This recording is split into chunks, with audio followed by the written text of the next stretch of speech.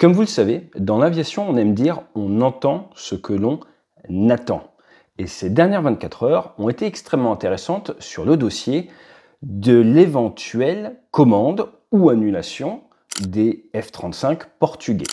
Pourquoi est-ce que c'est extrêmement intéressant? Parce qu'on a vu tous ces tweets et toute cette reprise en chaîne d'informations qui était tout simplement fausse.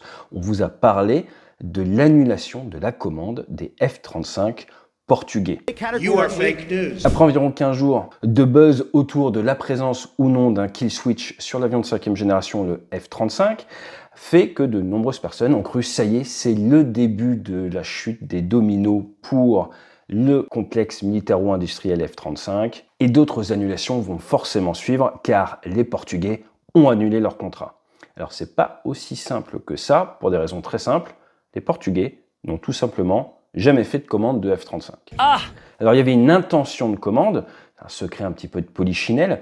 On va voir dans cette vidéo que l'armée portugaise est équipée principalement de matériel américain, que les déclarations de ces officiels prêtaient à un remplacement de leur F-16 par du F-35, mais que cette information qui fait le buzz depuis environ 24 heures sur la toile provient d'un ministre de la Défense démissionnaire, et que même si il semblerait, et ce serait logique pour les Portugais, de se tourner vers, par exemple, le Rafale, il est urgent de toujours essayer de bien comprendre l'information, car regardez ces tweets très intéressants. Vous avez par exemple John O'Connell avec 4 millions de vues qui dit clairement que le Portugal a cancellé une commande, donc ça c'est complètement de la fake news.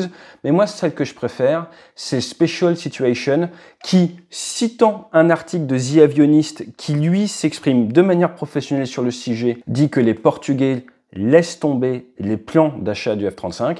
Eh bien lui, il cite cet article, mais en disant qu'ils annulent la commande. Alors c'est pas tout à fait pareil. Faites très attention à ces biais de confirmation. Et ce que je vous propose, c'est d'en savoir un petit peu plus sur l'armée portugaise juste après le jingle.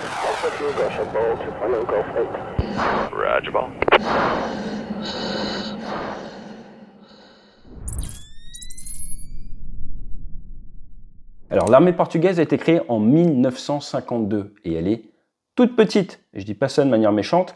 En termes de volume de personnel, en 2018, on est sur 6676 personnes. Vous êtes à peu près sur l'équivalent de la branche aéronavale de la marine française.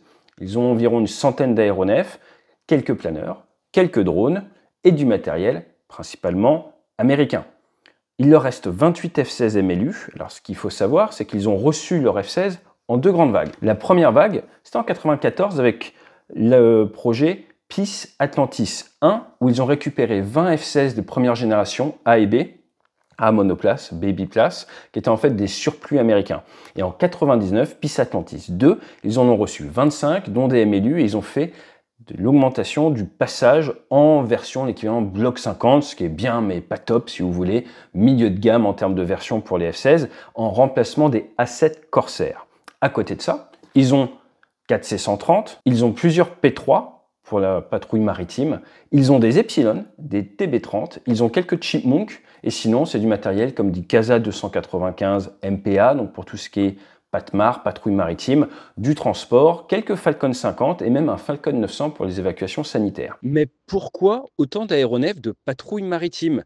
Eh bien, regardez cette carte, et oui, il y a de nombreuses îles portugaises et le Portugal permet de protéger la façade sud-atlantique de l'Europe, et tout navire qui souhaiterait venir du nord pour accéder à la Méditerranée, eh bien, pourra être suivi par la marine portugaise. Vous êtes donc sur une petite armée qui a des commandes en cours, avec notamment 12 Super Tucano, avec 12 Cirrus SR-22 pour l'école de base, et également 2 DHC 515, donc c'est les nouveaux Canadair qui iront combattre les feux de forêt. Au niveau des ajouts récents, en 2023, ils ont reçu des nouveaux simulateurs pour les F-16, mais également pour pouvoir former des forces spéciales, les JTAC, qui commandent en fait les frappes aériennes, donc ils sont augmentés leur système.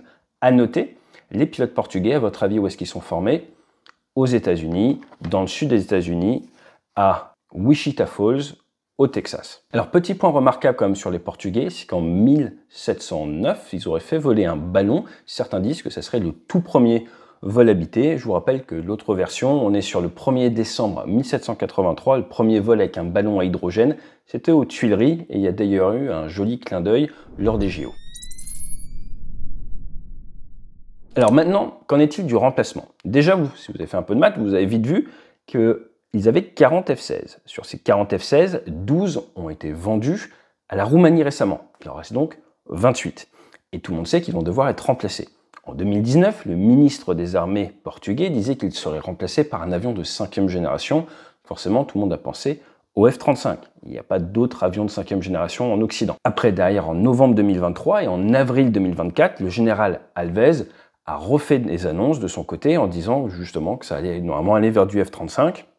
Il s'attendait en 2024 à ce qu'il y ait environ 7 ans avant le début des livraisons et que ce soit un programme qui s'étale sur environ une vingtaine d'années. Mais là, eh bien, il s'avère qu'en mars 2025, il y a quelques jours, le ministre de la Défense sortant a fait cette annonce, comme quoi au vu des incertitudes géopolitiques autour des Américains, il pensait que c'était pas une bonne chose d'acheter américain et qu'il regardait pour d'autres types de matériel. Petit souci, c'est qu'il y a pas mal de turbulences d'un point de vue politique actuellement au Portugal, que le 11 mars dernier, il y a eu un vote de confiance qui a été perdu par le gouvernement, que le 13 mars, l'Assemblée a été dissoute et donc que les Portugais vont devoir aller aux urnes le 18 mai 2025. Donc beaucoup de choses peuvent encore changer, puisque c'est, comme vous le savez, le politique qui décide des commandes sur conseil des militaires, mais c'est avant tout l'achat d'un avion de chasse moderne, une décision politique plus qu'une décision technique. J'espère que cette petite vidéo vous aura permis d'y voir un petit peu plus clair sur les différentes informations qu'on a vues circuler sur le F-35.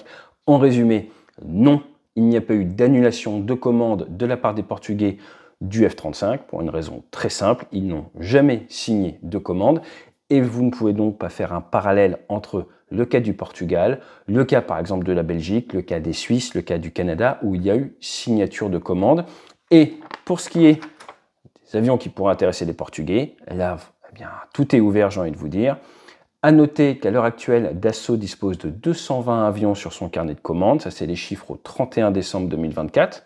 Qu'ils en ont livré 21 en 2024 et qu'à l'heure actuelle, vous en avez 42 qui doivent partir pour l'Indonésie, vous en avez 80 qui doivent partir pour les Émirats et vous avez forcément également des commandes pour l'État français, pour la France, car rappelez-vous, il y avait des avions qui ont été prélevés au parc de l'armée de l'air et de l'espace pour les fournir d'occasion aux Grecs, mais également à la Croatie, donc un total de 24 avions. Et vous avez la tranche 4 où il nous reste 8 avions à réceptionner et après derrière la tranche 5, 42 avions commandés il y a maintenant quelques années.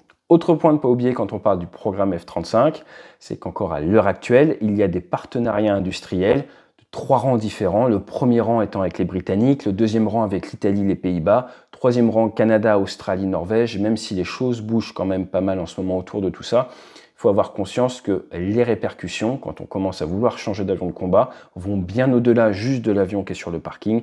C'est toute une chaîne de maintien en conditions opérationnelles, mais également de formation du personnel, tous les partenariats, toutes les alliances qui sont également revues, d'où le fait que l'achat d'un avion de chasse est avant tout une décision politique, qui normalement doit répondre à un cahier des charges. Mais ce cahier des charges peut avoir un agenda politique, vous aurez compris de quoi on parle, de l'emport par exemple de la bombe B-61, qui a été une ligne sur le cahier des charges que seul le F-35 pouvait remplir dans la compétition pour l'Allemagne, pour la Belgique et d'autres pays européens. Maintenant, entre un F-35 et un Rafale, y a-t-il une grosse différence pour l'armée portugaise? On pourra en parler dans le futur si vous voulez, notamment autour des capacités swing roll des avions modernes, de l'importance d'avoir une soute ou pas. Mais j'ai envie de vous dire, le vrai fond du sujet, c'est quel est l'objectif de l'armée de l'air portugaise? Quelle est sa vision? À quoi doit-elle servir? On en revient toujours aux bases, toujours, mais on pourra en parler et peut-être creuser plus en détail ce qu'est une mission de swing roll pour un avion de combat moderne.